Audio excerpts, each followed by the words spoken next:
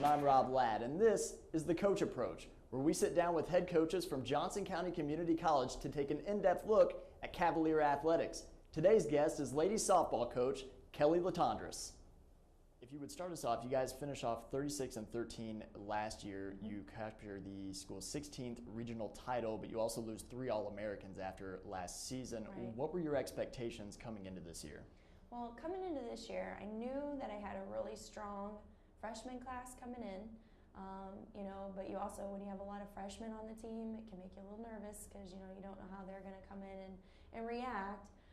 But I always, I'm recruiting the kids, so obviously I'm pretty confident in what they can do, and I'm confident in my coaching staff that they can get my kids ready. So I actually had a pretty good feeling coming into this year. I have a lot of really good freshmen, and I have a lot of good returners. So, and my returners from last year as freshmen actually played quite a bit, which is always a good thing to have. And so this year it's nice because they still, add to the team and add to the success, and the freshmen are adding to the success. So we actually, for the first time in a couple years, every single one of my kids play, and they all are successful. They can all go in and do a job for us. So, we did lose 3 All-Americans last year, which always hurts to lose that, especially one like Christy Clevenger with the big bat. That was a big one to lose. But we have some kids that just stepped up and filled those spots in, and we've been doing just fine since. So. Now, you mentioned you had a freshman recruiting class that you were very optimistic about, but you had kind of a surprise freshman, somebody that you hadn't gone out and recruited that has really made a big impact on your team this year. Amber Parkinson. She's not one. Usually when we recruit kids, we go out and get them and ask them to come in and visit and all that. Amber's not one that was really on the radar until actually in the middle of the winter last year. She and her high school coach emailed us and asked us if she could come in for a visit. So we brought her in.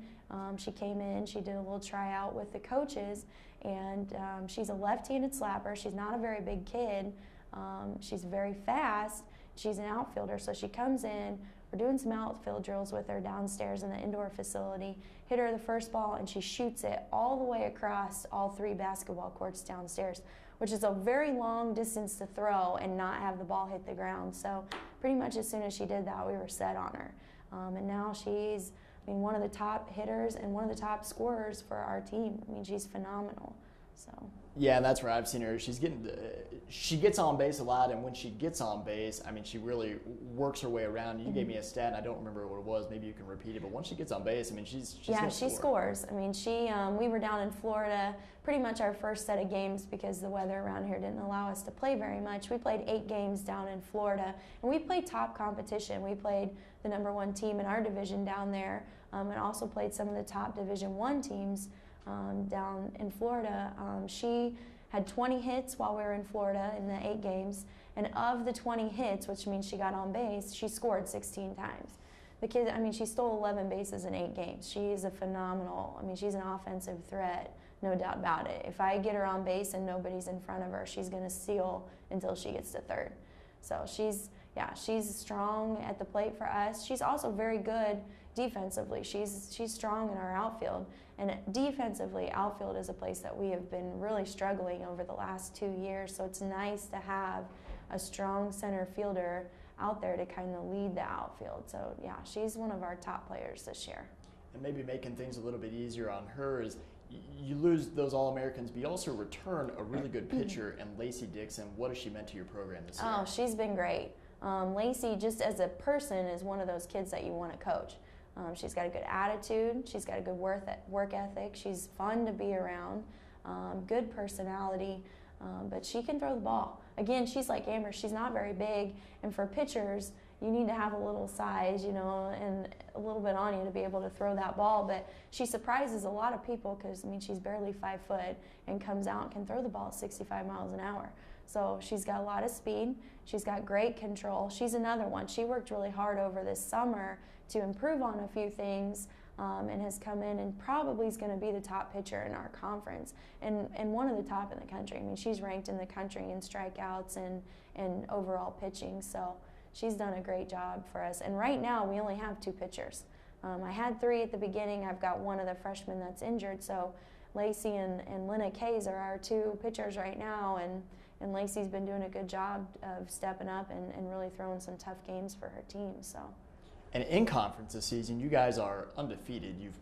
You really have kind of hit the ground running and really never looked back. But nationally, you've had some success too. In fact, just I think you said your last game. Take us into that. Yeah, right now we're 12-0 in conference. Probably have the highest national ranking right now that I've had in my 3 years being head coach. We're 5th in the country right now. Like I said earlier in the year, we started out at 8, and when we were 8, Heartland Community College was number 1. We beat them when we were down in Florida, and did really well in conference, and so that moved us up to 5. This past Friday night, we got the opportunity to play Iowa Central, which is number 2 in the country, and had a chance to beat them as well. So we should see ourselves move up a little bit in the rankings now from that.